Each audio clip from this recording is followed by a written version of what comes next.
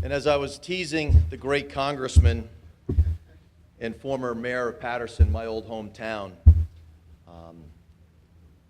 he's a gentleman who embodies everything that Muhammad just said. And I remember the evening some years ago, gosh, got to be almost 10 years ago, Congressman, that you and I stood in the Islamic Center of Passaic County late one evening when the United States judicial system worked. And Imam Qatanani was allowed to stay in the United States. The government was unsuccessful in trying to throw him out, and Imam Qatanani has been a mentor to me, a friend, and to many of us. And that was a day I was proud to be an American. And I stood right next to the congressman in the mosque, and we applauded our judicial system. Yeah, we were happy for our friend as well, but it proved once again that justice can be just. Our system can be just. Even though every day in the news we see injustice all around us, and Muhammad's words and the words from the Quran today were especially poignant.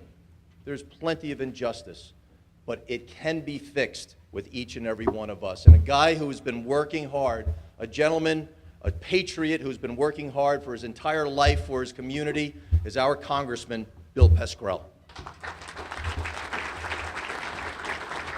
Good morning, everyone. This is a great day every year, but it can't be one and done. We have work in front of us. Just in the last 3 days, those people who were exhibiting their First Amendment rights in Washington, D.C., were brutally attacked by the bodyguards of the leader of the great nation of Turkey. In the still of the night, when no one really was listening, by the way, one of those young ladies who was attacked is from our district, the 9th District,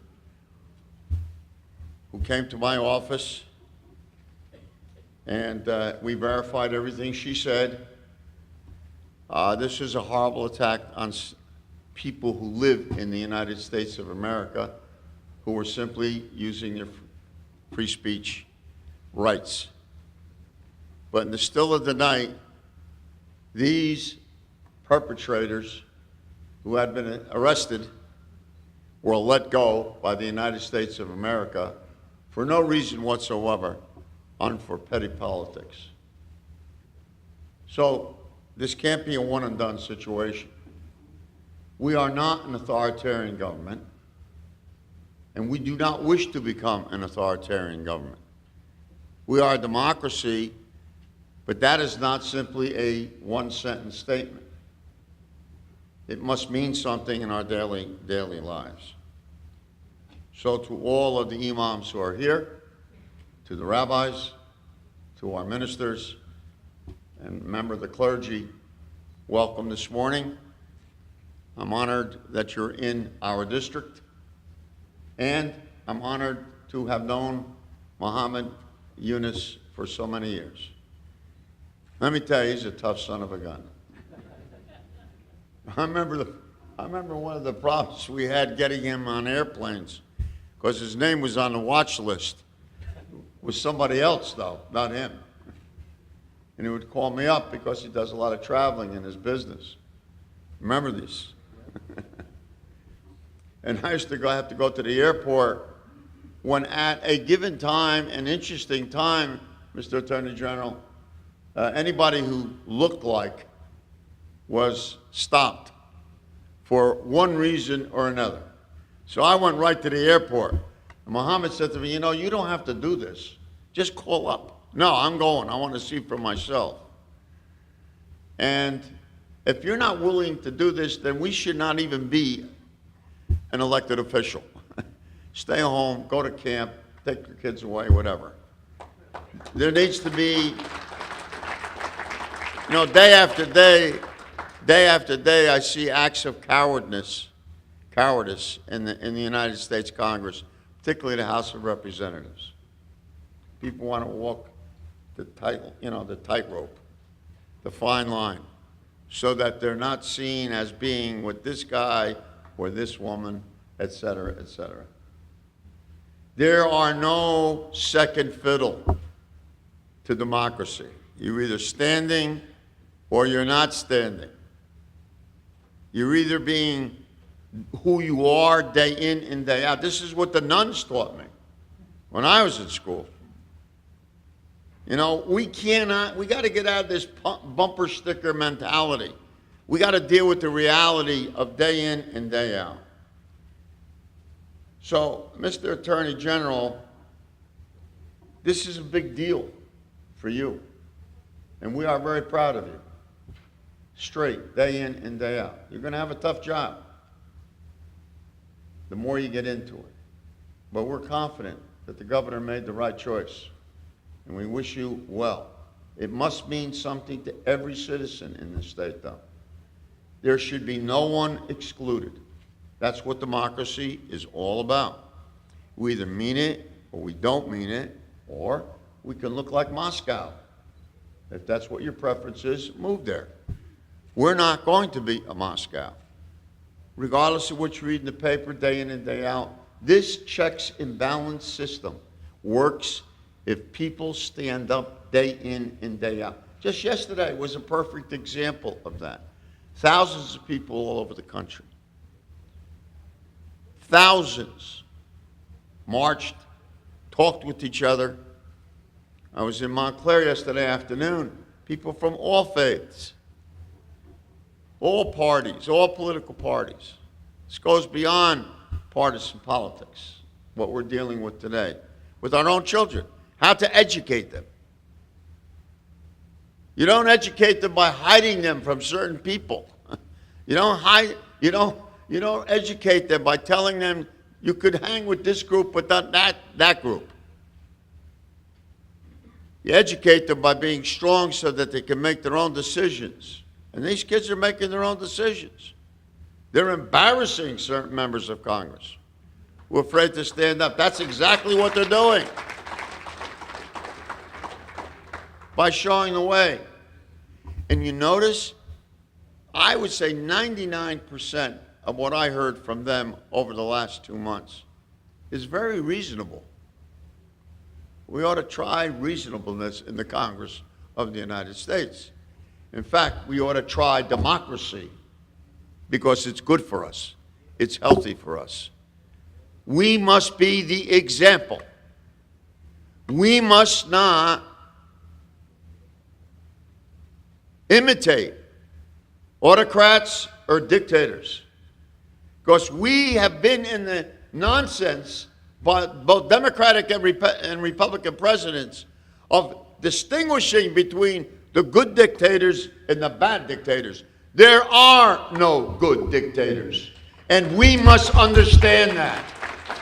And the Middle East has to understand that. The spring that we talked about a couple of years ago must be real, not to replace one dictator with another dictator. Imagine, the chief executive of this country is listening word to word from the president of the Philippine Islands. That's unbelievable. That's not good enough. So, to the Attorney General, to the 3 sheriffs are here, Hudson County Sheriff is here too, Mr. Shaleri, to all the sheriffs, to all the chiefs of police. As the chairman of Public Safety in the Congress of the United States, I pledge to you, one way or the other, we're going to do everything we can to support your efforts. This is crazy that members of the public have outweaponed us, outweaponed the police department. How dare us send any cop out into the street any day of the year when we know there are 5 to 10 million AR-15s in the United States of America. We like to target the wrong people. It gets people distracted and minds off things. I was just in Mexico City as the ranking Democrat on trade in the Congress, I was in Mexico City just 2 weeks ago. And I wanted to tell the Mexican people, at the same time I was telling them that they don't get it about workers' standards. But at the same time I was saying that to them, I wanted them to know I have never seen or met a Mexican terrorist. We have 4 borders, to those who are lacking geography. Those who are lacking geography. We have 4 borders. The people that attacked us on 9/11, some of them came from Canada, flew into Canada and flew back here. Why do we want to build a wall? It could have been a wall. In fact, we have a wall against Muslims. We can't accept that. Not in this society. Do not be afraid. We Catholics go to church on Sunday and we sing, do not be afraid. We are afraid. We are afraid. And we've come a long way. We've come a long way. And I'm honored to be with a great patriot, Jim Tedesco, who'll be honored today. We go back many years ourselves. You're a great person. You worked diligently to make the Bergen County community better than it was. Jimmy Tedesco. Whether it's Muslim, Christian, should not matter. Whether it's Jewish, should not matter. Justice is justice for everyone. All boats have to rise. All boats have to rise, or none will rise. So I'm honored to do the job that I do, and I try to do it to the best of my ability. And I'm asking everybody in this room, don't make this meeting today a one and done. This is an important meeting for everybody here. It's important to me because I never stop learning about each other. So our community becomes stronger. So the imams become stronger. And the imams speak to their people and they tell them, we have to rise against injustice. We have to rise when people are put upon, even if they're not Muslim. Because we're all equal. So thank you for all coming. Thank you for inviting me. I try to get here every year. I have to do Palm Sunday stuff, so I'll be leaving you right now. God bless America. Thank you. Ladies and gentlemen, the great Congressman Bill Pascrell. He gave us the shortest Bill Pascrell speech ever. Never. You know, if there's a filibuster on the floor, Bill Pascrell is the guy we want representing us because he's going to make sure that his voice is heard on our behalf. Each and every one of us, whatever religion, whatever color, whatever it is, as citizens of these United States and specifically our district, we know we can count on Bill Pascrell. So thank you very much once again, Congressman Bill Pascrell. Okay, next up from the federal side, going to bring up Senator Booker's project specialist, Mr. Gary Williams. Gary, please step up.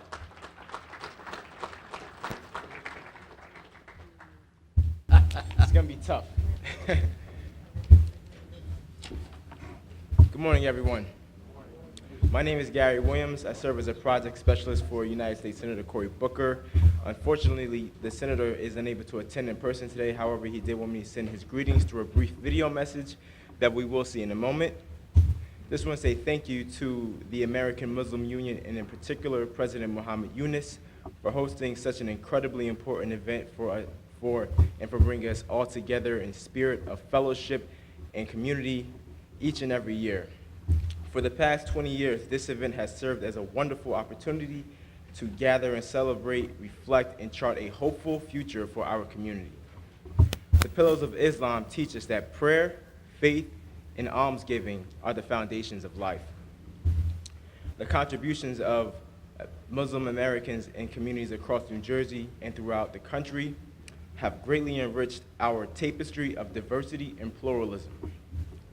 As we reflect on how to be better members of our community, we are reminded that the most important principles that will shape our future start in our own neighborhoods. This year's theme, Our Future is Local, Get Involved, is so essential. While clearly the recent actions at the national level are of great concern, the majority of policies that will have a direct and immediate impact in our communities occur at the local level. So for me, it is truly an honor and a privilege to be a part of this event. We must all strive to become more involved and get more involved in our local communities. Thank you very much.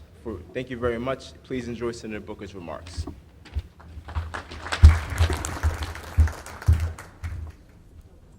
Thank you, Mr. Williams. On behalf of our United States Senator Cory Booker, who's doing yeoman's work, we're going to show a video now? Okay. So I'm doing the fill-in between. There we go. We have three great honorees today. The first, I'm going to have the current acting prosecutor of Bergen County, Dennis Callow, to come in to introduce my good friend, Gurbir Graywall. I came to know Gurbir personally while I was sheriff, and there was an issue at the Gurudwara in Glen Rock. And as many organizations, social, religious, political, whatever they might be, sometimes there's differences of opinion. And this difference of opinion resulted in some issues. Glen Rock Police Department did a great job. We assisted, and we allowed the voices of the people of that religious community, the Sikh community here in Bergen County, to be heard. They had a vote. They continued their operations safely, successfully, and I'm proud that I was part of that. And I came to know Gurbir and others within the community, and it enriched me. It was an area of our community that I had no idea, just like the Turkish community. And I just saw Ercan Tozan walk in from Peace Islands Institute as well. The congressman mentioned the Turkish community and the injustice that's happening overseas there. But in the Sikh community, no one group was targeted more harshly post 9/11 than the Sikhs. And I'm sure Gurbir might speak to that, but just because of how they looked, they were targeted. We have these problems still today in America, in some respects worse. Just today, my daughter posted on Facebook about the injustices because she dates an African-American man. And because of that color differentiation, people attack her for her choice in who to love. There's something wrong with our country, ladies and gentlemen, when a person who wears a turban cannot walk down the street without being catcalled or yelled at or called some terrible name.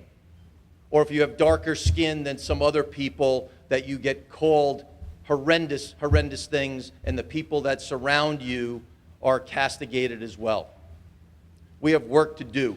The American Muslim Union and each and every one of you are stepping forward to undo those injustices. Every single day we have a choice to make a difference. Gurbir Graywall is going to make a difference as our Attorney General. Our acting prosecutor in the county of Bergen, Dennis Callow, longtime friend, spectacular patriot, is going to speak to us for a couple of minutes and introduce our Attorney General, Gurbir Graywall. Dennis Callow.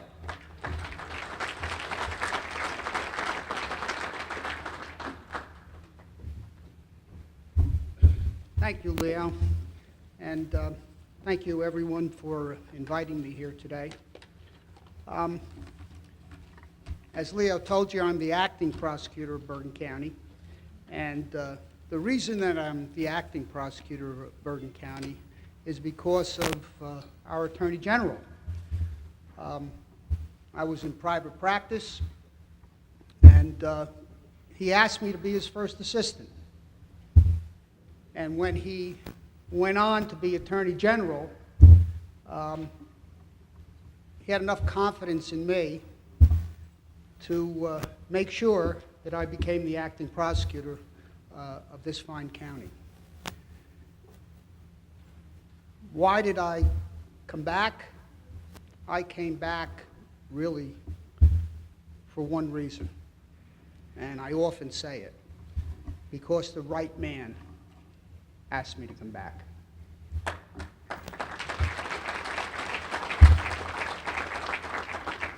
And I didn't know the Attorney General, but I learned about him, and I was inspired by his heart and by his vision. And working alongside of him as his first assistant just confirmed in me that he's just a very special man.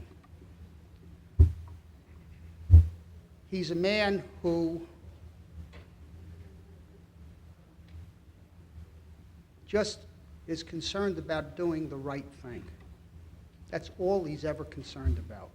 Whenever a problem came to the fore, whenever a decision had to be made, and I would sit beside him,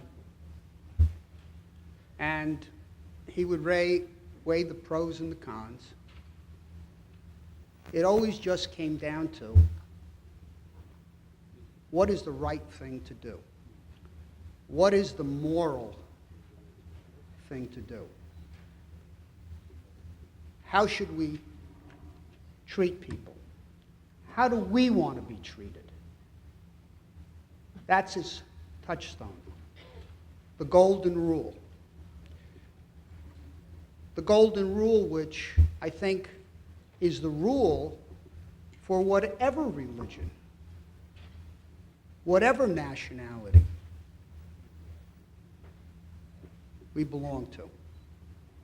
One of the Attorney General's great initiatives in Bergen County was establishing the Community Affairs Unit.